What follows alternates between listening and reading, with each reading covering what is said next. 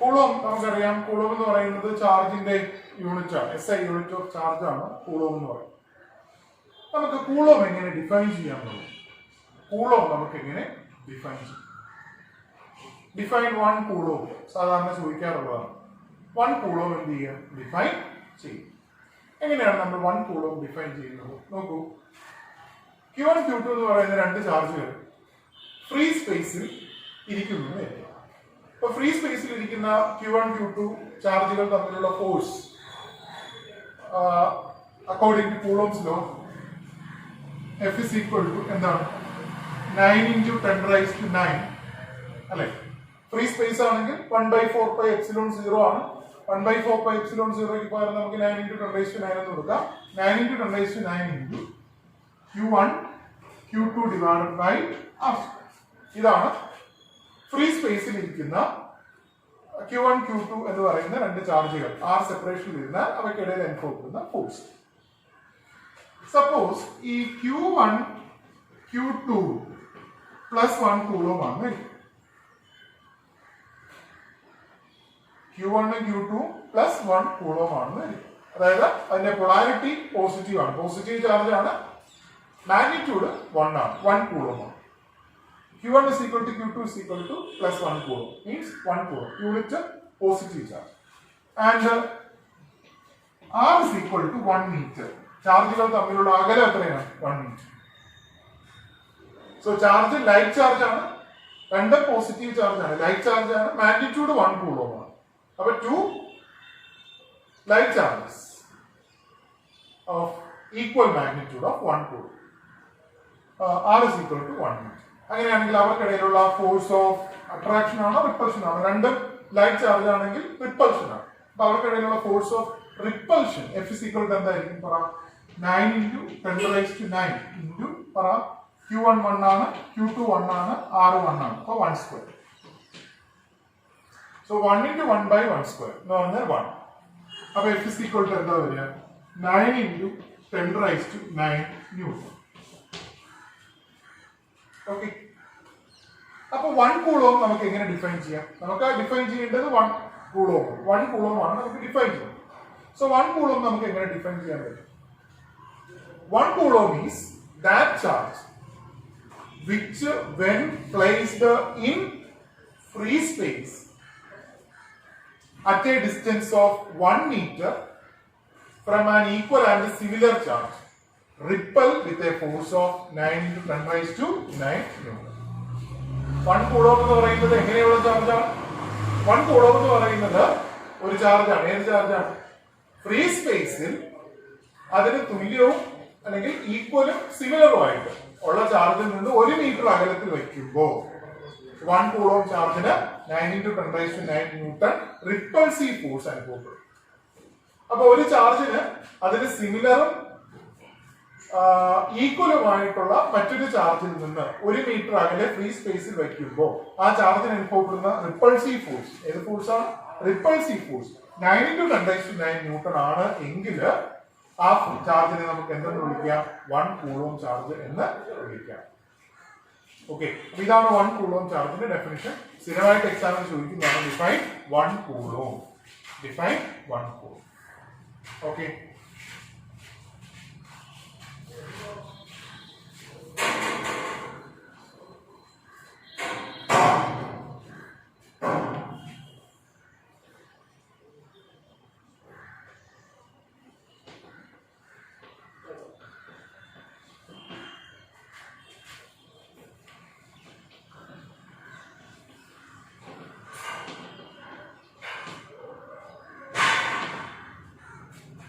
അടുത്തത് principle of superposition ആണ്.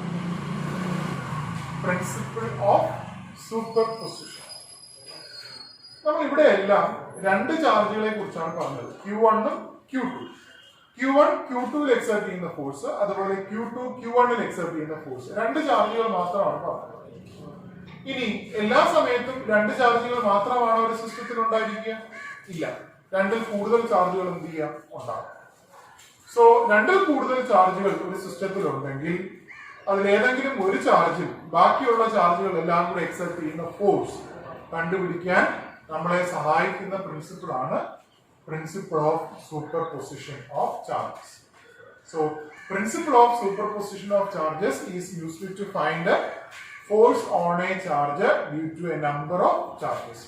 കുറേ ചാർജുകൾ ഒരു ചാർജിൽ എക്സേർട്ട് ചെയ്യുന്ന ഫോഴ്സ് കണ്ടുപിടിക്കാൻ വേണ്ടിയിട്ടാണ് നമ്മൾ പ്രിൻസിപ്പിൾ ഓഫ് സൂപ്പർ പൊസിഷൻ എന്ത് ചെയ്യുന്നത് ഉപയോഗിക്കുന്നത്.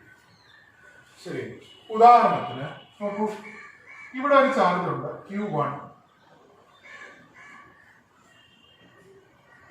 ഓക്കെ, ഇവിടെ ഒരു ചാർജ് ഉണ്ട്, താഴോട്ട് വരിക. This is Q1.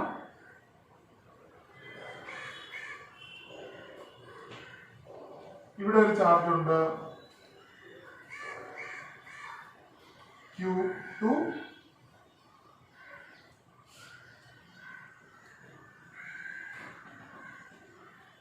ഇവിടെ ഒരു ചാർജ് ഉണ്ട് Q3. 3 ചാർജ് ഉണ്ടെന്ന് ഇരിക്കുക. ഇത് Q1 എന്നെടുക്കാം, ഇത് Q1, ഇത് Q2, ഇത് Q3. ഓക്കെ, 3 ചാർജുകൾ Q1, Q2 and Q3.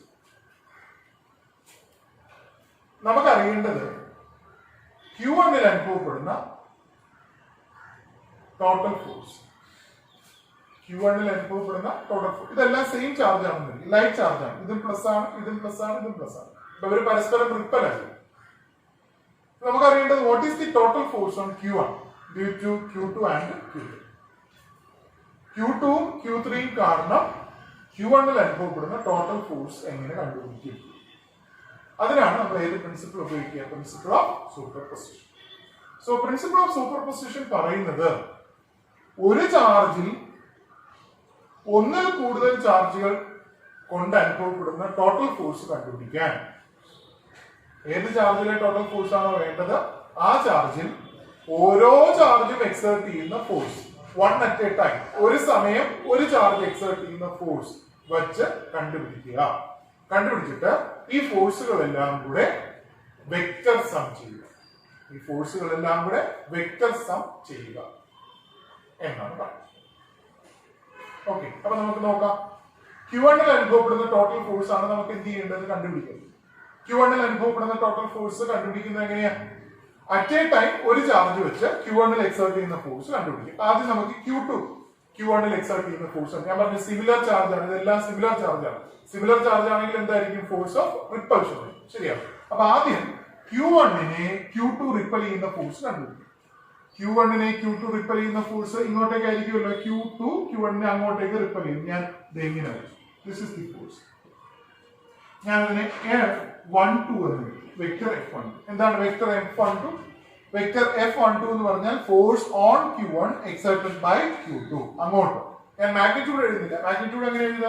1/4πε Q1 Q2 by അവ തമ്മിലുള്ള ഡിസ്റ്റൻസിന്റെ സ്ക്വയർ. അതുപോലെ ഞാൻ ആ ഫോഴ്സിന്റെ പേര് മാത്രമേ എഴുതും. വെക്ടർ F12 ആണ് Q1 Q2 എക്സേർട്ട് ചെയ്യുന്ന റിപ്പൾസീവ് ഫോഴ്സ്. അത് കണ്ടുപിടിച്ചതിന് ശേഷം അടുത്ത ചാർജ് ഏതാണ്? Q3 ആണ്. Q3 Q1 റിപ്പൽ ചെയ്യുന്ന ഫോഴ്സ്. ഇതെല്ലാം ലൈറ്റ് ചാർജ് ആണ്, അതുകൊണ്ട് റിപ്പൾസ് ആണ്.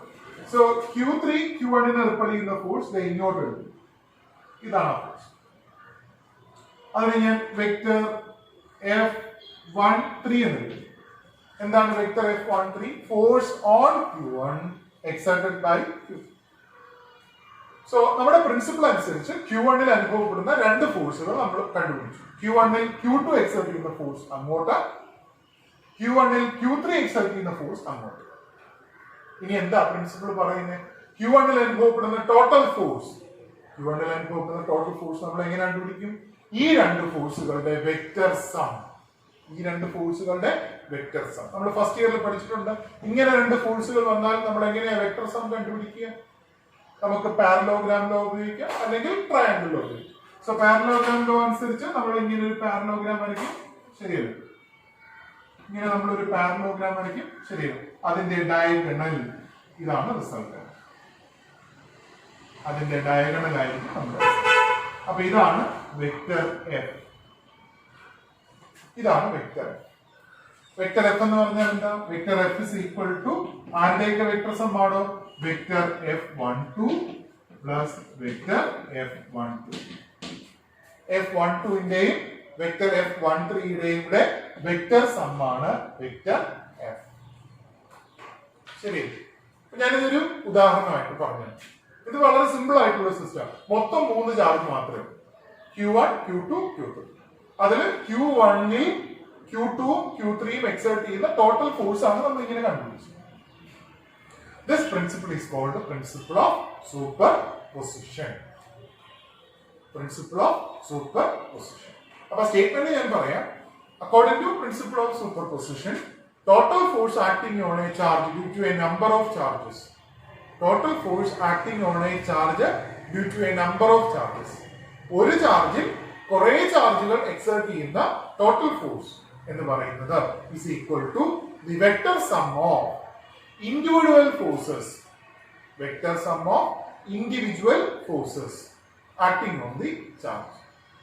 ആ ചാർജിലെ ഏത് ചാർജിലെ ടോട്ടൽ ഫോഴ്സ് ആണ് നമുക്ക് കണ്ടുപിടിക്കേണ്ടത്? ആ ചാർജിൽ മറ്റ് ചാർജുകൾ ഓരോന്നും എക്സേർട്ട് ചെയ്യുന്ന ഇൻഡിവിജ്വൽ ഫോഴ്സുകളുടെ വെക്റ്റർ സം ആയിരിക്കും. ഈ have to consider the sign. വെറും സം അല്ല, വെക്റ്റർ സം ആയിരിക്കും. അപ്പൊ അതിന് ഏറ്റവും സിമ്പിൾ ആയിട്ടുള്ള കേസാണ് ഞാൻ ഈ പറഞ്ഞത്. ഓക്കെ, അപ്പൊ ജനറൽ ആയിട്ടുള്ള കേസിന്റെ ഇക്വേഷൻ നമ്മൾ എങ്ങനെ എഴുതും എന്ന് ചോദിച്ചാൽ ജനറൽ ആയിട്ടുള്ള കേസിൽ എങ്ങനെ എഴുതും? ഇപ്പോ Q1, Q2, Q3, Q4 etcetera Qn n ചാർജുകളുള്ള ഒരു സിസ്റ്റം ഉണ്ട്. അതിൽ n ചാർജുകളുണ്ട്. Q1, Q2, Q3, Q4 etcetera up to Q. So നമുക്ക് അറിയേണ്ടത് Q1 എന്ന് പറയുന്ന ചാർജിൽ Q2, Q3, Q4, Q5 ഒക്കെ എക്സെർട്ട് ചെയ്യുന്ന ടോട്ടൽ ഫോഴ്സ് ആണ് കണ്ടുപിടിക്കുന്നത്. So total force on Q1 ഞാൻ F എന്ന് എടുക്കുന്നു. Total force on Q1 F is equal to the vector sum of force on Q1 exerted by Q2, force on Q1 exerted by Q3, force on Q1 exerted by Q4, etc. Q1 ൽ Q2, Q3, Q4 ഓരോരുത്തരും exert ചെയ്യുന്ന ഫോഴ്സുകളുടെ vector. അപ്പോൾ Q1 ൽ Q2 exert ചെയ്യുന്ന force എന്താണ്? നമുക്ക് F12 എന്ന് കൊടുക്കാം. പ്ലസ് Q1 ൽ Q3 എക്സെർട്ട് ചെയ്യുന്ന എന്താ? F13 പ്ലസ് Q1 ൽ Q4 എക്സെർട്ട് ചെയ്യുന്ന F14 plus etcetera plus Q1 ൽ Qn എക്സെർട്ട് ചെയ്യുന്ന ഫോഴ്സ് എന്താണ്? F1n. ഇതിന്റെ എല്ലാം കൂടെ വെക്റ്റർ സം. ശരിയാണ്. ഇതിനെയാണ് നമ്മൾ എന്തെന്ന് പറയുക? പ്രിൻസിപ്പിൾ ഓഫ് സൂപ്പർ പൊസിഷൻ എന്ന് പറയുന്നത്.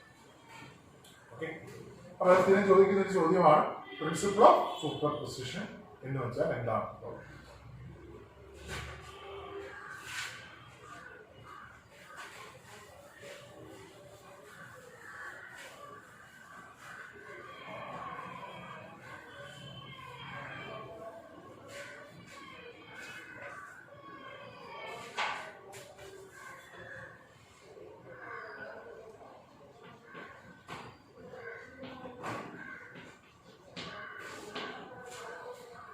നമ്മുടെ ചാപ്റ്ററിന്റെ പേര് ഇലക്ട്രിക് ചാർജസ് ആൻഡ് ഫീൽഡ്സ് എന്നാണ്. ഓക്കെ, അപ്പൊ നമ്മൾ ഇലക്ട്രിക് ചാർജുകളെ കുറിച്ച് പറഞ്ഞു കഴിഞ്ഞ ദിവസം. എങ്ങനെയാണ് ഒരു ബോഡി ചാർജ് ചെയ്യപ്പെടുക എന്ന് പറഞ്ഞു, ശരിയല്ലേ? Charging by induction, charging by conduction, charging by friction ഒക്കെ നമ്മൾ കഴിഞ്ഞ ദിവസം പറഞ്ഞു. ഇന്ന് ചാർജുകൾ തമ്മിലുള്ള ഫോഴ്സിനെ കുറിച്ച് പറഞ്ഞു. That is coulombs law. രണ്ട് ചാർജുകൾക്കിടയിലുള്ള ഫോഴ്സിനെ കുറിച്ച് പറഞ്ഞു. അതിന്റെ വെക്റ്റർ ഫോം പറഞ്ഞു.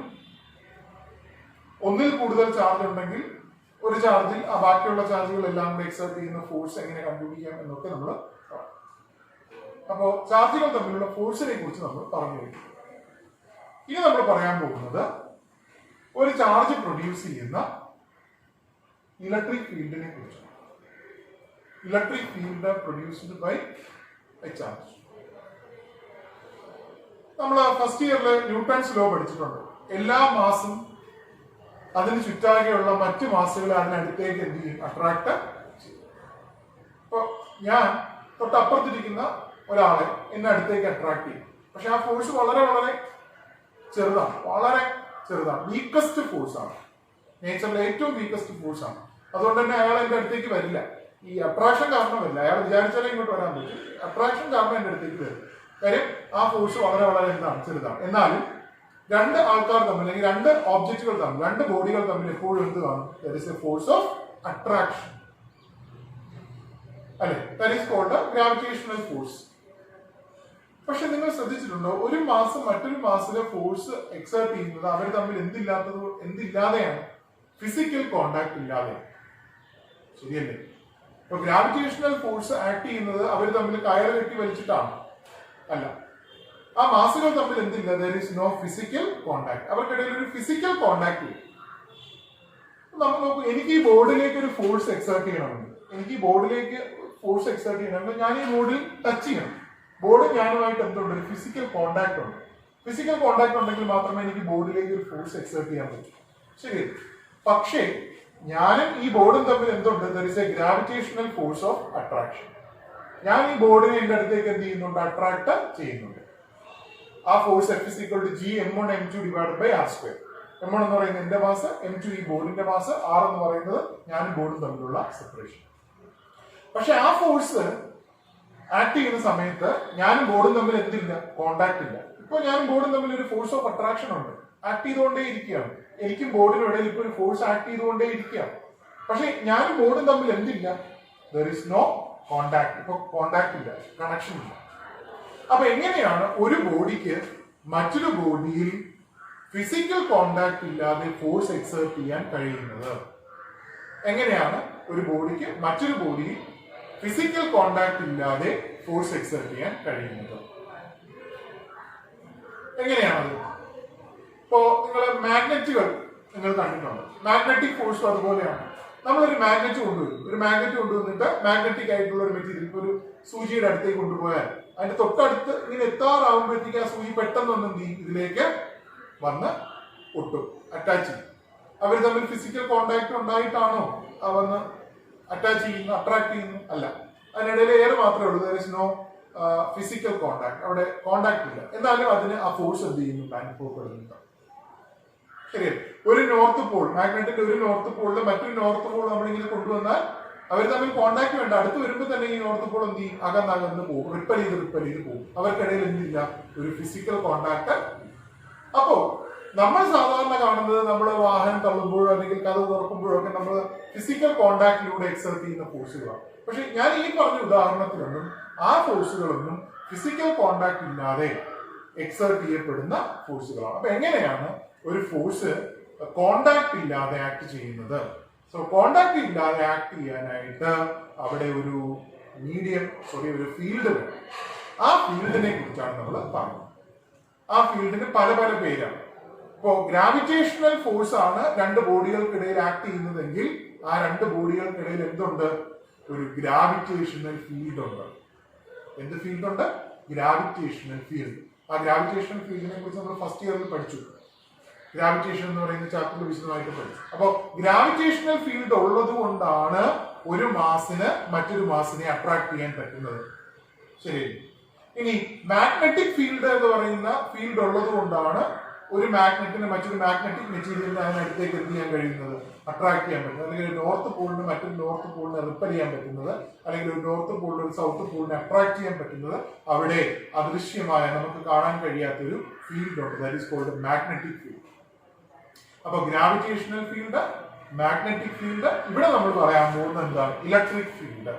ഇപ്പൊ രണ്ട് ചാർജുകൾ ഇങ്ങനെ അടുത്തടുത്ത് വെച്ചിരുന്നാൽ ആ ചാർജുകൾക്കിടയിൽ ഒരു അട്രാക്ഷൻ ഉണ്ട് എങ്കിൽ, അല്ലെങ്കിൽ റിപ്പൾഷൻ ഉണ്ട് എങ്കിൽ അതിന്റെ അർത്ഥം ആ രണ്ട് ചാർജുകൾക്കിടയിൽ എന്തുണ്ട്?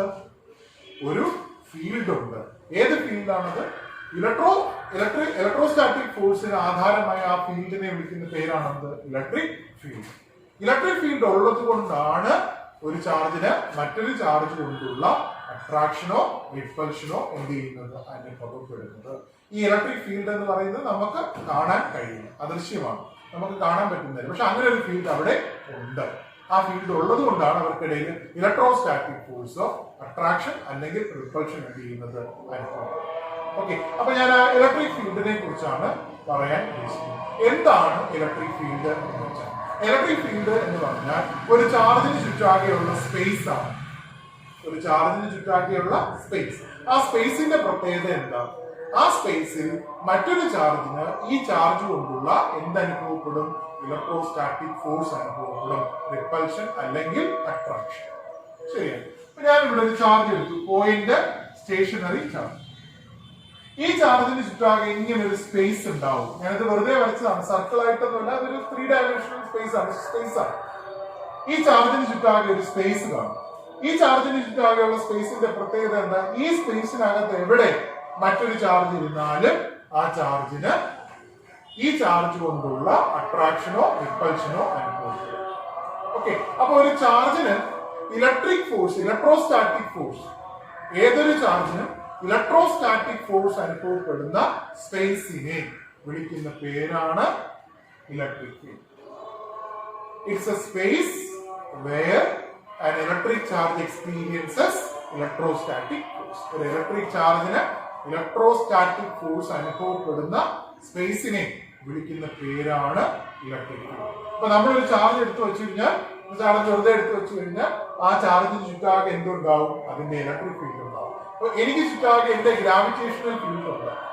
ഏതൊരു മാസ് എടുത്താലും ആ മാസിന് ചുറ്റാകെ എന്ത് കാണും? ആ മാസിന്റേതായിട്ടുള്ള ഒരു ഗ്രാവിറ്റേഷണൽ ഫീൽഡ് ആണ്. ആ ഫീൽഡിനകത്ത് വരുന്ന മറ്റു മാസുകളെ ആ മാസ് അതിനടുത്തോട്ട് എന്ത് ചെയ്യും? അട്രാക്ട് ചെയ്യും. എന്നതുപോലെ ഏതൊരു ചാർജ് എടുത്താലും ആ ചാർജിന് ചുറ്റാകെ ഒരു സ്പേസ് ഉണ്ട്. ആ സ്പേസിനകത്ത് വരുന്ന മറ്റു ചാർജുകളെ അത് അതിനടുത്തോട്ട് അട്രാക്ട് ചെയ്യോ അല്ലെങ്കിൽ അതിൽ നിന്ന് റിപ്പൽ ചെയ്യുകയോ ചെയ്യും. അത് ചാർജിനനുസരിച്ചിരിക്കും.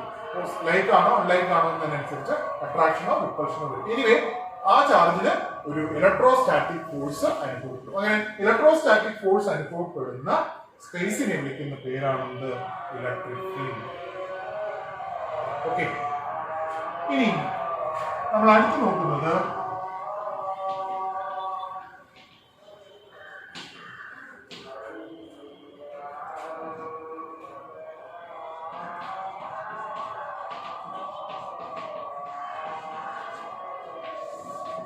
intensity of electric field. Electric ഫീൽഡിന്റെ ഇന്റൻസിറ്റി നമുക്ക് എങ്ങനെ കണ്ടുപിടിക്കാം? Intensity of electric field. അപ്പൊ നോക്കൂ,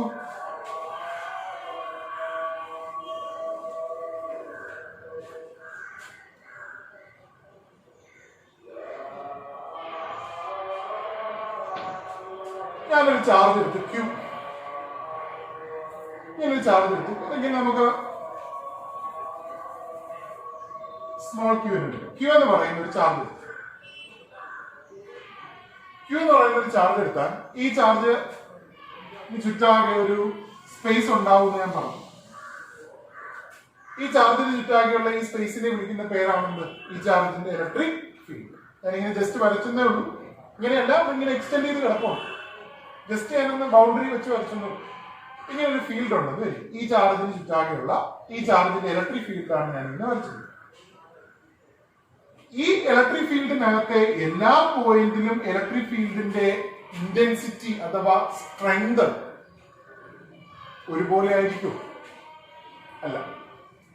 ഈ പോയിന്റിലെ സ്ട്രെങ്ത് ആയിരിക്കില്ല ഈ പോയിന്റ്, അതായിരിക്കില്ല ഈ പോയിന്റ്. പോയിന്റ് മാറുന്നതിനനുസരിച്ച് ഇലക്ട്രിക് ഫീൽഡിന്റെ സ്ട്രെങ്ത് അഥവാ ഇന്റൻസിറ്റി എന്ത് ചെയ്തുകൊണ്ടിരിക്കും? മാറിക്കൊണ്ട്. അപ്പൊ നമുക്ക് അറിയേണ്ടത്, ഒരു ചാർജിന്റെ ഇലക്ട്രിക് ഫീൽഡിനകത്ത് ഒരു പോയിന്റ് നമ്മൾ എടുത്താൽ ആ പോയിന്റിന്റെ ഇലക്ട്രിക് ഫീൽഡിന്റെ സ്ട്രെങ്ത് അഥവാ ഇന്റൻസിറ്റി നമ്മൾ എങ്ങനെ കണ്ടുപിടിക്കുന്നു? സോ ഇവിടെ ഒരു പോയിന്റ് എടുക്കും P. So consider A point P in the electric field of a charge Q. Q എന്ന് പറയുന്ന ചാർജിന്റെ ഇലക്ട്രിക് ഫീൽഡിനകത്തുള്ള ഒരു പോയിന്റ് ആണ് പി. സോ നമുക്ക് അറിയേണ്ടത് പി എന്ന് പറയുന്ന പോയിന്റിൽ ഈ ഫീൽഡിന് എന്തുമാത്രം സ്ട്രെങ്ത് ഉണ്ട് അഥവാ ഇന്റൻസിറ്റി ഉണ്ട് എന്നാണ്. ഈ ചാർജിനെ വിളിക്കുന്ന ഒരു പേരുണ്ട് കേട്ടോ. ഈ ചാർജിനെ വിളിക്കുന്ന പേര് സോഴ്സ് ചാർജ് എന്നാണ് കേട്ടോ. This charge is called source charge. എന്തുകൊണ്ടാണ് ഇതിനെ സോഴ്സ് ചാർജ് എന്ന് വിളിക്കുന്നത് വെച്ചാൽ ഈ ചാർജാണ് ഇവിടെ ഇലക്ട്രിക് ഫീൽഡിനെ പ്രൊഡ്യൂസ് ചെയ്യുന്നത്. സോ ഇലക്ട്രിക് ഫീൽഡിനെ പ്രൊഡ്യൂസ് ചെയ്യുന്ന ചാർജ് ആയതുകൊണ്ട്, ഇലക്ട്രിക് ഫീൽഡിന്റെ സോഴ്സ് ആയതുകൊണ്ടാണ് നമ്മൾ ഈ ചാർജിനെ എന്തെന്ന് വിളിക്കുന്നത്? സോഴ്സ് ചാർജ് എന്ന് വിളിക്കുന്നത്. So Q is called source charge. Okay, നമുക്ക് അറിയേണ്ടത് എന്താണ്? P എന്ന് പറയുന്ന പോയിന്റ്, സപ്പോസ് ഈ ചാർജിൽ നിന്ന് ആ ഡിസ്റ്റൻസ് അകലെയാണെന്ന് വിചാരിക്കുക. ആ ഡിസ്റ്റൻസ് അകലെയുള്ള പോയിന്റ് P ഈ ഫീൽഡിന് എന്തുമാത്രം സ്ട്രെങ്ത് ഉണ്ട് എന്നാണ് നമുക്ക് എന്ത് ചെയ്യേണ്ടത്? അറിയുന്നത്. ഓക്കെ, നമ്മൾ എങ്ങനെയാണ് intensity of electric field at a point, ഒരു പോയിന്റിലാണ്, മറ്റേ പോയിന്റ് ഡിഫൈൻ ചെയ്യുന്നതെന്ന് വെച്ചാൽ ഡെഫിനിഷൻ ശ്രദ്ധിച്ചു വെക്കുക. It is the force experienced by a unit positive charge placed at that point. ഒന്നുകൂടെ ഞാൻ പറയാം.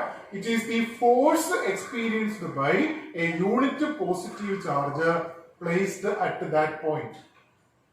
ഏത് പോയിന്റിലെ ഇന്റൻസിറ്റി ആണോ നമുക്ക് അറിയേണ്ടത്, ആ പോയിന്റിൽ ഒരു യൂണിറ്റ് പോസിറ്റീവ് ചാർജ് പ്ലേസ് ചെയ്യുക. ആ യൂണിറ്റ് പോസിറ്റീവ് ചാർജിന് അനുഭവപ്പെടുന്ന ഫോഴ്സ് ആണ് ആ പോയിന്റിന്റെ intensity. Okay, so intensity of electric field at a point is the force experienced by a unit positive charge. Suppose നമ്മുടെ കയ്യിൽ യൂണിറ്റ് പോസിറ്റീവ് ചാർജ് ഇല്ല എന്ന് വിചാരിക്കുക. നമ്മുടെ കയ്യിൽ യൂണിറ്റ് പോസിറ്റീവ് ചാർജ് ഇല്ല, പകരം നമ്മുടെ കയ്യിലുള്ളത് ഡെൽറ്റ ക്യൂ എന്ന് പറയുന്ന ചാർജാണ്. എന്താണ്? ഡെൽറ്റ ക്യൂ എന്ന് പറയുന്ന ചാർജാണ് നമ്മുടെ കയ്യിലുള്ളത്. യൂണിറ്റ് പോസിറ്റീവ് ചാർജ് ഇല്ല, പകരം ഡെൽറ്റ ക്യൂ എന്ന് പറയുന്ന ചാർജ്. അപ്പൊ നമ്മൾ എന്ത് ചെയ്യും? ഡെൽറ്റ ക്യൂ എന്ന് പറയുന്ന ചാർജ് ഇവിടെ കൊണ്ടുവന്ന് വയ്ക്കും. പി എന്ന് പറയുന്ന പോയിന്റ് ഡെൽറ്റ ക്യൂ എന്ന് പറയുന്ന ചാർജ് കൊണ്ടുവയ്ക്കുമ്പോ ക്യൂ ഡെൽറ്റ ക്യൂവിൽ ഒരു ഫോഴ്സ് എക്സർട്ട് ചെയ്യില്ലേ? അത് അട്രാക്ഷൻ ആവാം, റിപ്പൾഷൻ ആവാം, എനിവേ ഒരു ഫോഴ്സ് അനുഭവപ്പെടില്ലേ? സോ ഡെൽറ്റ ക്യൂവിന് അനുഭവപ്പെടുന്ന ഫോഴ്സ് എഫ് ആണെന്ന് വിചാരിക്കും. ഡെൽറ്റ ക്യൂവിന് ഈ ക്യൂ ചാർജ് കൊണ്ട് അനുഭവപ്പെടുന്ന ഫോഴ്സ് എത്രയാണ്? എഫ് ആണ്. ഡെൽറ്റ ക്യൂ ചാർജിന് അനുഭവപ്പെടുന്ന ഫോഴ്സ് എഫ് ആണെങ്കിൽ യൂണിറ്റ് ചാർജിന് അനുഭവപ്പെടുന്ന ഫോഴ്സ് എത്രയായിരിക്കും? ഡെൽറ്റ ക്യൂ ചാർജിന് അനുഭവപ്പെടുന്ന ഫോഴ്സ് എഫ് ആണെങ്കിൽ യൂണിറ്റ് ചാർജിന് അനുഭവപ്പെടുന്ന ഫോഴ്സ് എന്തായിരിക്കും? എങ്ങനെ കണ്ടുപിടിക്കും? F divided by delta Q. Delta ക്യൂവിന് അനുഭവപ്പെടുന്ന ഫോഴ്സ് എഫ് ആണ്. അങ്ങനെയാണെങ്കിൽ യൂണിറ്റ് ചാർജിന്, അതായത് 1 കൂളോമിന് അനുഭവപ്പെടുന്ന ഫോഴ്സ് എഫ് ഡിവൈഡഡ് ബൈ എന്തായിരിക്കും? ഡെൽറ്റ ക്യൂ ആയിരിക്കും. സോ യൂണിറ്റ് ചാർജിന് അനുഭവപ്പെടുന്ന ഫോഴ്സിനെയാണ് നമ്മൾ എന്തെന്ന് വിളിക്കുക? ഇന്റൻസിറ്റി എന്ന് വിളിക്കുക. ഇന്റൻസിറ്റി ഓഫ് ഇലക്ട്രിക് ഫീൽഡിനെ നമ്മൾ റെപ്രസെന്റ് ചെയ്യുന്ന ലെറ്റർ ക്യാപിറ്റൽ ലെറ്റർ ഇ ആണ്. So intensity of electric field E is equal to F divided by delta Q. F divided by delta Q. ഈ ഡെൽറ്റ ക്യൂനെ നമ്മൾ എന്തിനാണ് ഇവിടെ കൊണ്ട് വെച്ചത്? ഈ പോയിന്റിലെ ഇലക്ട്രിക് ഫീൽഡ് കണ്ടുപിടിക്കാൻ. സോ ഇലക്ട്രിക് ഫീൽഡ് ഇന്റൻസിറ്റി കണ്ടുപിടിക്കാൻ കൊണ്ടുവന്ന ചാർജാണ് ഡെൽറ്റ ക്യൂ. അതുകൊണ്ട് ഡെൽറ്റ ക്യൂവിനെ നമ്മൾ ഒരു പേര് വിളിക്കും, ടെസ്റ്റ് ചാർജ്. ഡെൽറ്റ ക്യൂവിനെ വിളിക്കുന്ന പേരെന്താണ്? Test charge. അപ്പൊ 2 ചാർജ് ഉണ്ട്, ഒന്ന് സോഴ്സ് ചാർജ്, മറ്റൊന്ന് ടെസ്റ്റ് ചാർജ്. എന്താണ് സോഴ്സ് ചാർജ്? ഏത് ചാർജാണോ ഇലക്ട്രിക് ഫീൽഡ് പ്രൊഡ്യൂസ് ചെയ്യുന്നത് ആ ചാർജിനെയാണ് നമ്മൾ സോഴ്സ് ചാർജ് എന്ന് പറയുന്നത്. ഇവിടെ ക്യൂ ആണ് സോഴ്സ് ചാർജ്, അതാണ് ഇവിടെ ഇലക്ട്രിക് ഫീൽഡ് പ്രൊഡ്യൂസ് ചെയ്യുന്നത്. ആ ഇലക്ട്രിക് ഫീൽഡിലെ ഒരു പോയിന്റ് ആണ് ടി. ആ പോയിന്റ് ടിയില് ഇലക്ട്രിക് ഫീൽഡിന്റെ സ്ട്രെങ്ത് കണ്ടുപിടിക്കാൻ, ഇന്റൻസിറ്റി കണ്ടുപിടിക്കാൻ നമ്മൾ കൊണ്ടുവന്നു വച്ച ചാർജാണ് ഡെൽറ്റ ക്യൂ. ഇന്റൻസിറ്റി കണ്ടുപിടിക്കാൻ, ഇന്റൻസിറ്റി ടെസ്റ്റ് ചെയ്യാൻ കൊണ്ടുവന്ന ചാർജാണ് ഡെൽറ്റ ക്യൂ. അതുകൊണ്ടാണ് നമ്മൾ അതിനെ എന്തെന്ന് വിളിക്കുക? Test charge. അപ്പോ ഡെഫിനിഷൻ അനുസരിച്ച് ഈ പോയിന്റിലെ ഇലക്ട്രിക് ഫീൽഡിന്റെ സ്ട്രെങ്ത് എന്ന് പറയുന്നത് ഈ പോയിന്റിൽ ഇരിക്കുന്ന ഒരു യൂണിറ്റ് പോസിറ്റീവ് ചാർജിന് അനുഭവപ്പെടുന്ന ഫോഴ്സ് ആണ്. Electric field intensity at a point is the force experienced by a unit positive charge. Suppose if we are placing a test charge delta Q at this point and the force experienced by this test charge delta Q is F, then intensity at this point is capital letter E is equal to F divided by delta Q. കാര്യം delta Q coulomb ചാർജിന്, delta Q coulomb, delta എന്ന് പറയുന്ന letter എടുത്തത് small എന്നുകൊണ്ട് ഉദ്ദേശിക്കുകയാണ്. ചെറിയൊരു ചാർജാണ്. Test charge എപ്പോഴും ചെറിയ ചാർജാണ്. അപ്പൊ ഡെൽറ്റ ക്യൂ കൂളോം ചാർജിന് എഫ് ഫോഴ്സ് അനുഭവപ്പെട്ടാൽ യൂണിറ്റ് ചാർജിന് അനുഭവപ്പെടുന്ന force F by delta Q ആണ്. സോ ഇതാണ് ഇന്റൻസിറ്റിയുടെ equation. Intensity is equal to F by delta Q, where F is the force experienced by a test charge delta Q placed at the point where we have to find the intensity of electric field. Okay? Okay ആണോ? അപ്പോൾ intensity of electric field is equal to F by delta Q ആണ്. അപ്പോൾ എന്തായിരിക്കും അതിന്റെ SI unit? SI unit എന്ന് പറയുമ്പോൾ SI unit of intensity of electric field, ഫോഴ്സിന്റെ unit എന്താണ്? ന്യൂട്ടൺ. ഡെൽറ്റ ക്യൂ എന്ന് പറഞ്ഞാൽ ചാർജ് ആണ്. ചാർജിന്റെ യൂണിറ്റ് എന്താണ്? Coulomb. So SI unit of electric field intensity is Newton per Coulomb. SI unit of electric field intensity is Newton per Coulomb over volt per metre. ഇങ്ങനെ ഒരു unit കൂടി ഉണ്ട് കേട്ടോ. ഇത് എങ്ങനെ വന്നു എന്നുള്ളത് ഇനി പറയാം, പിന്നീട് പറയാം. പക്ഷെ ഇങ്ങനെ ഒരു യൂണിറ്റ് കൂടി ഉണ്ട്, ന്യൂട്ടൺ പെർ കൂളോം അല്ലെങ്കിൽ വോൾട്ട് പെർ മീറ്റർ. ഇത് തൽക്കാലം ഇങ്ങനെ ഓർത്ത് വെച്ചേക്കുക. എങ്ങനെ ഈ വോൾട്ട് പെർ മീറ്റർ വന്നു എന്ന് പറയുന്നത് ഒന്ന് രണ്ട് ടോപ്പിക് കൂടെ കഴിയുമ്പോൾ നമുക്ക് മനസ്സിലാവും എങ്ങനെയാണ് ഇലക്ട്രിക് ഫീൽഡ് ഇന്റൻസിറ്റിക്ക് ബി വോൾട്ട് പെർ മീറ്റർ എന്ന് പറയുന്ന യൂണിറ്റ് വന്നു. തൽക്കാലം ഓർത്തുന്ന ഈ രണ്ട് യൂണിറ്റിലും പറയും. ന്യൂട്ടൺ പെർ കൂളോം നമുക്ക് ഇവിടെ നിന്ന് വളരെ എളുപ്പം മനസ്സിലാക്കാം. ഫോഴ്സിന്റെ യൂണിറ്റ് ന്യൂട്ടൺ, ചാർജിന്റെ unit coulomb. Volt per metre കൂടി ഉണ്ട് എന്ന് ഓർത്ത് വെച്ചു. ഓക്കെ, അപ്പൊ മനസ്സിലായല്ലോ എന്താണ് ഇലക്ട്രിക് ഫീൽഡ്, എന്താണ് intensity of electric field at a point. പക്ഷേ ഇവിടെ ചെറിയൊരു പ്രശ്നമുണ്ട്. എന്താണ് ആ ചെറിയ പ്രശ്നം?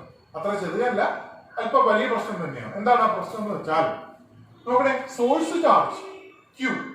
എന്തുകൊണ്ടാണ് ഇതിനെ സോഴ്സ് ചാർജ് എന്ന് വിളിക്കുന്നത്? Because it produces an electric field. ഈ Q എന്ന് പറയുന്ന ചാർജാണ് ഇവിടെ ഇലക്ട്രിക് ഫീൽഡ് പ്രൊഡ്യൂസ് ചെയ്യുന്നത്. ആ ഇലക്ട്രിക് ഫീൽഡിലെ പോയിന്റ് ആണ് P.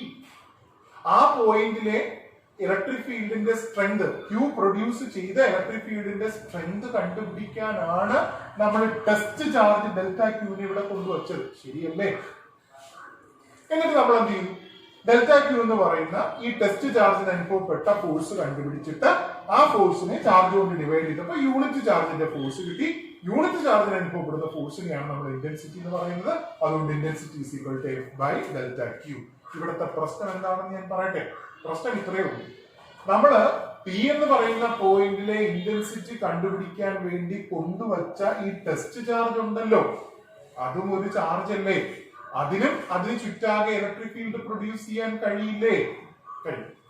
അപ്പൊ P എന്ന് പറയുന്ന പോയിന്റിൽ യഥാർത്ഥത്തിൽ രണ്ട് ഇലക്ട്രിക് ഫീൽഡുകൾ ഉണ്ട്. ആരുടെയൊക്കെ? സോഴ്സ് ചാർജ് പ്രൊഡ്യൂസ് ചെയ്യുന്ന ഇലക്ട്രിക് ഫീൽഡും ഉണ്ട്. ആ ഇലക്ട്രിക് ഫീൽഡിന്റെ സ്ട്രെങ്ത് കണ്ടുപിടിക്കാനായിട്ട് ടെസ്റ്റ് ചെയ്യാനായിട്ട് നമ്മൾ കൊണ്ടുവച്ച ടെസ്റ്റ് ചാർജ് വേണമെങ്കിൽ ഇവിടെ എന്ത് പ്രൊഡ്യൂസ് ചെയ്യാം? ഇലക്ട്രിക് ഫീൽഡ് പ്രൊഡ്യൂസ് ചെയ്യാം. അപ്പൊ നമ്മൾ ഇവിടെ മെഷർ ചെയ്യുന്ന ഇന്റൻസിറ്റി, ഇലക്ട്രിക് ഫീൽഡ് ഇന്റൻസിറ്റി എന്ന് പറയുന്നത് Q പ്രൊഡ്യൂസ് ചെയ്ത ഇന്റൻസിറ്റി മാത്രമല്ല, ഡെൽറ്റ ക്യൂവിന്റെ ഇന്റൻസിറ്റി കൂടെ ചേർത്ത് വരും. അപ്പൊ യഥാർത്ഥത്തെക്കാളും കൂടിയ വാല്യൂ ആയിരിക്കാം.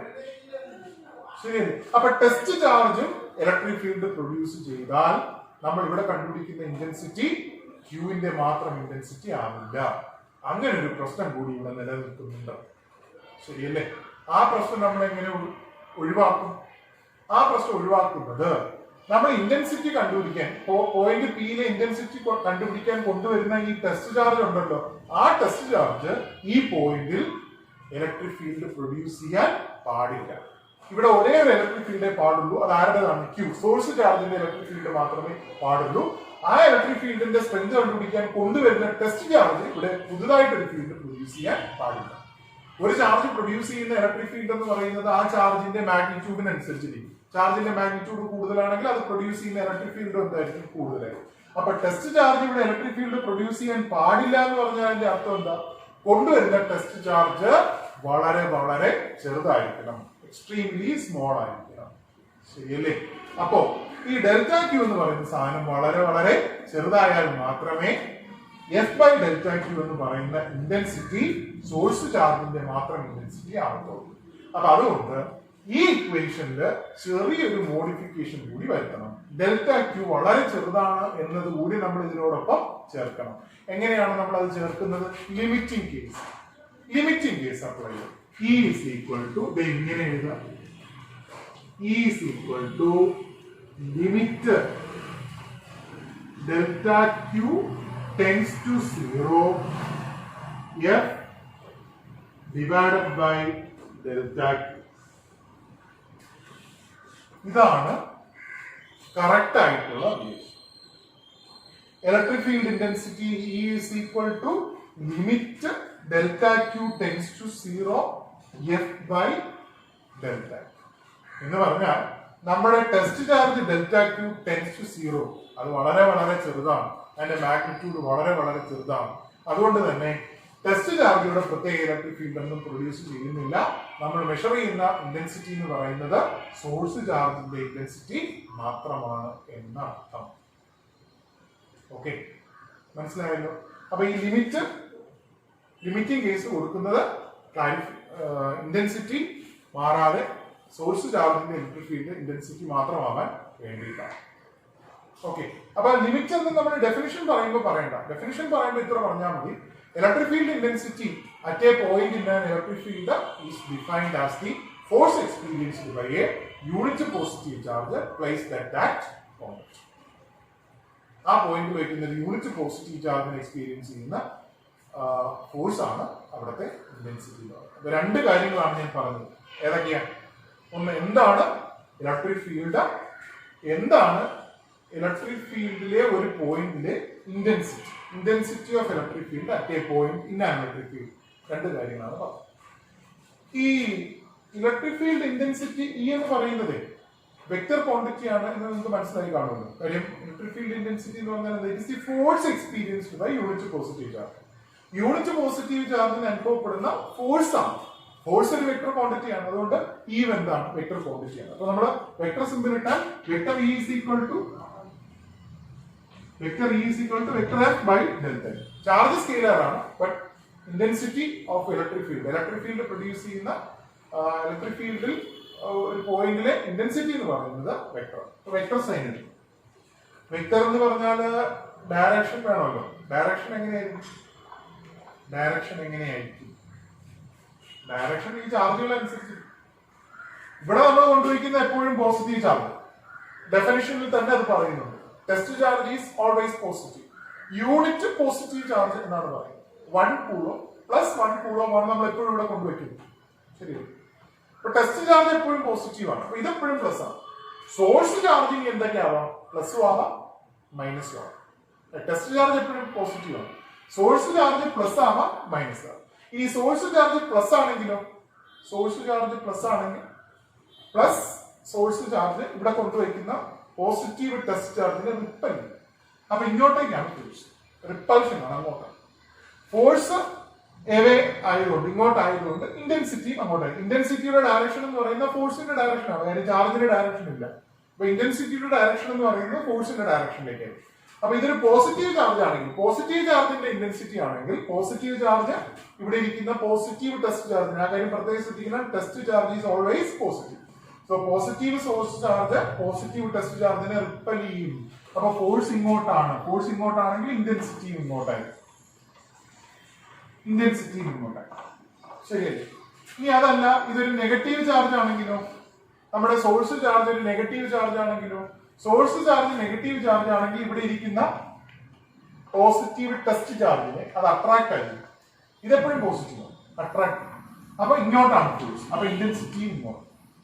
ഓക്കെ, അപ്പൊ ഇത് പ്ലസ് ആണെങ്കിൽ, സോഴ്സ് ചാർജ് പ്ലസ് ആണെങ്കിൽ ഇങ്ങോട്ടെന്ന് പറഞ്ഞാൽ എന്താ? ഈ ചാർജിന്റെ ഈ പോയിന്റിലെ ഇലക്ട്രിക് ഫീൽഡ് ഇന്റൻസിറ്റി ഇങ്ങോട്ടെന്ന് പറഞ്ഞാൽ എവേ ഫ്രം ദി ചാർജിൽ നിന്ന് അകന്ന്. ശരിയല്ലേ? അതല്ല, ഈ ചാർജ് നെഗറ്റീവ് ആണെങ്കിൽ, സോഴ്സ് ചാർജ് നെഗറ്റീവ് ആണെങ്കിൽ, നെഗറ്റീവ് ചാർജ് ഇവിടെ ഇരിക്കുന്ന പോസിറ്റീവ് ടെസ്റ്റ് ചാർജിനെ അട്രാക്ട് ചെയ്യുന്നത് ഇങ്ങോട്ടാണ്. ഫോഴ്സിന്റെ ഡയറക്ഷൻ ഇങ്ങോട്ടായതുകൊണ്ട് ഇന്റൻസിറ്റിയുടെ ഡയറക്ഷൻ ഇങ്ങോട്ടെന്ന് പറഞ്ഞാൽ എങ്ങോട്ടാണ്? നമ്മുടെ ചാർജിന്റെ അടുത്തേക്ക്, ടുവേർഡ്സ് ദി ചാർജ്. അപ്പൊ ഇലക്ട്രിക് ഫീൽഡ് ഇന്റൻസിറ്റിക്ക് രണ്ട് ഡയറക്ഷൻ ആണ് പോസിബിൾ. ഒന്നെങ്കിൽ എവേ ഫ്രം ദി ചാർജ്, അല്ലെങ്കിൽ ടുവേർഡ്സ് ദി ചാർജ്. എപ്പോഴാണ് എവേ ഫ്രം ദി ചാർജ് ആവുന്നത്? If the charge is positive, then intensity of electric field at a point is away from the charge. ചാർജിൽ നിന്ന് അകന്നു പോയി പറഞ്ഞാൽ പുറത്തേക്ക്. If the charge is negative, then intensity of electric field at a point is towards the charge. ചാർജിനടുത്തേക്ക്. അപ്പോ direction ഓർത്ത് വെച്ചിരിക്കുക. If the charge is positive, charge positive ആണെങ്കിൽ away from the charge. If the charge is negative, charge എന്താണെങ്കിൽ negative ആണെങ്കിൽ എങ്ങോട്ടാണ്? Towards the charge, ചാർജിനടുത്തേക്ക്. So away from the charge for positive charge, towards the charge for negative charge. കാര്യങ്ങൾ മനസ്സിലാവുമല്ലോ? So electric field intensity ഇത്രയും വരും. Electric field അതുപോലെ electric field intensity. Okay ആണോ? അപ്പൊ നമുക്ക് ഇന്ന് പറഞ്ഞ കാര്യങ്ങൾ ഒന്നുകൂടെ ഒന്ന് നോക്കാം. ഇന്ന് പറഞ്ഞ കാര്യങ്ങൾ എന്തൊക്കെയാണ്? ഇന്ന് പറഞ്ഞ പ്രധാനപ്പെട്ട കാര്യങ്ങൾ എന്തൊക്കെയാണ്? ആദ്യം നമ്മൾ പറഞ്ഞത് കൂളോംസ് ലോ ആണ്. ശരിയാണ്. ഇന്ന് പറഞ്ഞ കാര്യങ്ങളെല്ലാം എക്സാം പോയിന്റ് ഓഫ് വ്യൂ വളരെ ഇമ്പോർട്ടന്റ് ആയിട്ടുള്ള കാര്യങ്ങളാണ്. ഫസ്റ്റ് നമ്മൾ പറഞ്ഞത് കൂളോംസ് ലോ ആണ്. കൂളോംസ് ലോ എന്താ പറഞ്ഞത്? കൂളോംസ് ലോ എന്തിനു വേണ്ടിയിട്ടാണ്? രണ്ട് സ്റ്റേഷനറി പോയിന്റ് ചാർജുകൾക്കിടയിലുള്ള ഫോഴ്സിനെ കുറിച്ചാണ് കൂളോംസ് ലോ പറയുന്നത്. രണ്ട് സ്റ്റേഷനറി പോയിന്റ് ചാർജുകൾക്കിടയിലുള്ള ഫോഴ്സ് എന്ന് പറയുന്നത് ചാർജുകളുടെ പ്രോഡക്റ്റിന് ഡയറക്ട്ലി പ്രൊപ്പോർഷണലും ഡിസ്റ്റൻസിന്റെ സ്ക്വയറിന് ഇൻവേഴ്സ്ലി പ്രൊപ്പോർഷണലും ആയിരിക്കും. F proportional to Q1 Q2 divided by R square. പിന്നെ അവിടെ പ്രൊപ്പോർഷണാലിറ്റി മാറ്റാൻ വേണ്ടിയിട്ട് നമ്മൾ എന്ത് ചെയ്തു, ഒരു കോൺസ്റ്റന്റ് കൊണ്ട് മൾട്ടിപ്ലൈ ചെയ്തു. ശരിയാണ്, ഒക്കെ ചെയ്തു. ആ കോൺസ്റ്റന്റ് രണ്ട് കാര്യങ്ങളെ ഡിപ്പെൻഡ് ചെയ്യുന്നു പറഞ്ഞാൽ രണ്ട് ചാർജുകൾക്കിടയിലുള്ള മീഡിയത്തിനെ ഡിപ്പെൻഡ് ചെയ്യും, യൂണിറ്റ് സിസ്റ്റത്തെ ഡിപ്പെൻഡ് ചെയ്യും. SI സിസ്റ്റം ആണെങ്കിൽ ആ കോൺസ്റ്റന്റിന്റെ വാല്യൂ എന്ന് പറയുന്നത് 1/4π എപ്സിലോൺ ആണ്. എപ്സിലോൺ എന്ന് പറഞ്ഞാൽ ചാർജുകൾക്കിടയിലുള്ള മീഡിയത്തിന്റെ പെർമിറ്റിവിറ്റി എന്ന് പറയുന്ന സാധനമാണ്. പെർമിറ്റിവിറ്റി. ഓക്കെ, പെർമിറ്റിവിറ്റി എന്ന് പറഞ്ഞാൽ ആ മീഡിയത്തിനെ ഇലക്ട്രിക് ഫീൽഡിനെ കടത്തി വിടാനുള്ള പെർമിറ്റ് ചെയ്യാനുള്ള കഴിവ്. അതിനെ കുറിച്ച് നമ്മൾ ഡീറ്റെയിൽ പിന്നെ പറയാം. സോ അതായിരുന്നു. ഇനി ചാർജുകൾക്കിടയിലുള്ള മീഡിയം ഫ്രീ സ്പേസ് ആണെങ്കിൽ പെർമിറ്റിവിറ്റി ഓഫ് ഫ്രീ സ്പേസ് ആണ് വരുന്നത്. എപ്സിലോൺ 0 എന്നാണ് നമ്മൾ അതിനെ ഡിനോട്ട് ചെയ്യുന്നത്. അതിന്റെ വാല്യൂ 8.854 × 10⁻12 ആണ്. ഈ 1/4π എപ്സിലോൺ 0 വാല്യൂ ഉണ്ട് 9 × 10⁹. അത് നമ്മൾ പറഞ്ഞതാണ്. അപ്പോൾ Q1 Q2 എന്ന് പറയുന്ന രണ്ട് ചാർജുകൾ ഫ്രീ സ്പേസിൽ r ഡിസ്റ്റൻസിൽ ഇരിക്കുകയാണെങ്കിൽ ആ ചാർജുകൾ തമ്മിലുള്ള ഫോഴ്സ് F എന്ന് പറയുന്നത് 9 × 10⁹ Q1 Q2 divided by R square ആയിരിക്കും.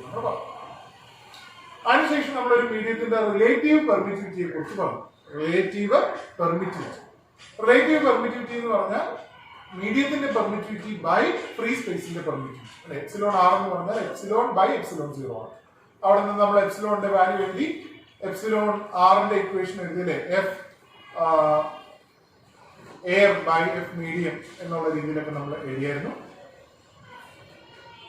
Okay, F air by F medium എഴുതി. അതിനുശേഷം നമ്മൾ 1 കൂളോം ഡിഫൈൻ ചെയ്തു. പിന്നെ കൂളോംസ് ലോയുടെ വെക്ടർ ഫോം. കൂളോംസ് ലോയിൽ നമ്മൾ മാഗ്നിറ്റ്യൂഡിനെ കുറിച്ച് മാത്രമേ പറയുന്നുള്ളൂ. അതിന്റെ കൂടെ നമ്മൾ ഡയറക്ഷൻ, രണ്ട് ചാർജുകൾ ഇരിക്കുമ്പോൾ എങ്ങനെയാണ് അവയ്ക്കിടയിൽ ഫോഴ്സ് അനുഭവപ്പെടുന്നത്, ഏത് ഡയറക്ഷനിലാണ് ഫോഴ്സ് അനുഭവപ്പെടുന്നത് എന്നുള്ളത് നമ്മൾ വെക്ടർ ഫോമിൽ പറഞ്ഞു. അവിടെ രണ്ട് യൂണിറ്റ് വെക്ടറുകൾ നമ്മൾ ഡിഫൈൻ ചെയ്തു. അവിടെ ഒരു കാര്യം കൂടെ നമുക്ക് പറയാനുള്ളത്, അതായത് നമ്മൾ രണ്ട് ഇക്വേഷൻ എഴുതിയത് ഓർമ്മയുണ്ടോ? ഇപ്പോ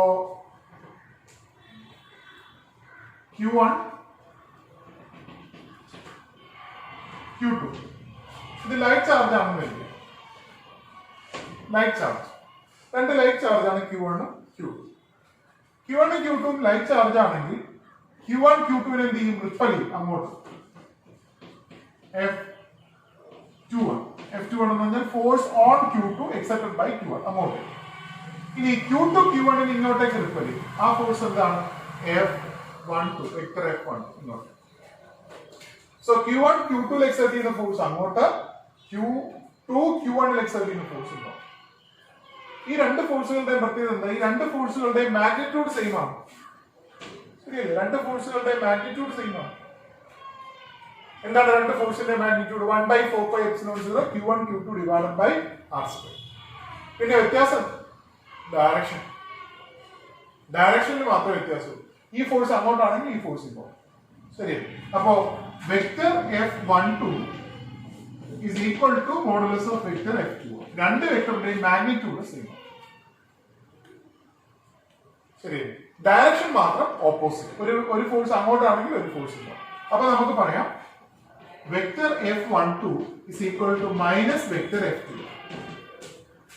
vector F12 is equal to minus vector F2. അതായത് Q1 ൽ അനുഭവപ്പെടുന്ന ഫോഴ്സിന് ഈക്വലും ഓപ്പോസിറ്റുമാണ് Q2 ൽ അനുഭവപ്പെടുന്ന ഫോഴ്സ്.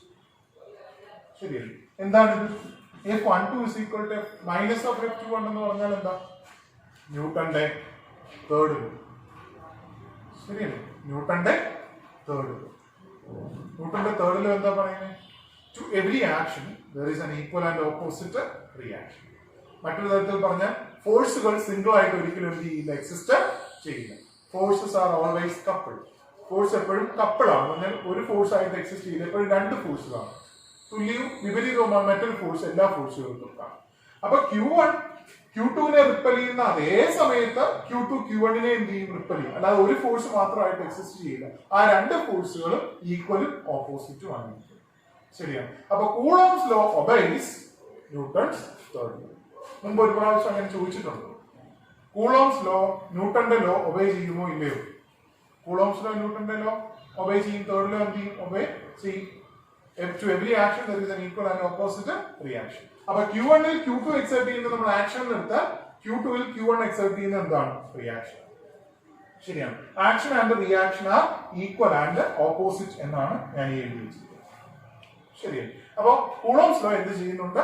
ന്യൂട്ടന്റെ തേർഡ് ലോ ഒബേ ചെയ്യുന്നുണ്ട്. ഒറ്റ ഫോഴ്സ് ആയിട്ട് എക്സെർട്ട് ചെയ്യില്ല, എപ്പോഴും രണ്ട് ഫോഴ്സുകൾ ഉണ്ടായിരിക്കും എന്ന് നമുക്ക് ഇതിൽ നിന്ന് മനസ്സിലാക്കാം. ഓക്കെ, അപ്പൊ അതാണ് അവിടെ വിട്ടുപോയ കാര്യം. Coulomb's law Newton's law obey ചെയ്യുന്നുള്ളത്. പിന്നെ അത് കഴിഞ്ഞിട്ട് നമ്മൾ സൂപ്പർ പൊസിഷൻ പ്രിൻസിപ്പിൾ പറഞ്ഞു. ശരിയാണ്. ഒന്നിൽ കൂടുതൽ ചാർജുകൾ ഒരു ചാർജിൽ എക്സെർട്ട് ചെയ്യുന്ന ടോട്ടൽ ഫോഴ്സ് കണ്ടുപിടിക്കാനായിട്ട് നമ്മൾ സൂപ്പർ പൊസിഷൻ പ്രിൻസിപ്പിൾ പറഞ്ഞു. അതിനുശേഷം നമ്മൾ ഇലക്ട്രിക് ഫീൽഡ് എന്ന് പറയുന്ന സെക്ഷനിലേക്ക് വന്നു. ഇലക്ട്രിക് ഫീൽഡ് എന്താണ്, ഇലക്ട്രിക് ഫീൽഡിലെ ഒരു പോയിന്റിലെ ഇന്റൻസിറ്റി എങ്ങനെയാണ് ഡിഫൈൻ ചെയ്യുന്നത്, എങ്ങനെയാണ് കണ്ടുപിടിക്കുന്നത് എന്ന് നമ്മൾ ചെയ്തു. ഇത്രയും കാര്യങ്ങളാണ് നമ്മൾ ഇന്ന് ദിവസം ഡിസ്കസ് ചെയ്തത്. അപ്പോൾ ഈ പറഞ്ഞ കാര്യങ്ങളിൽ എന്തെങ്കിലും ഡൗട്ട് ഉണ്ടെങ്കിൽ ഒന്ന് മെസ്സേജ് ചെയ്യും. എന്റെ മെസ്സേജ് എനിക്ക് കാണാൻ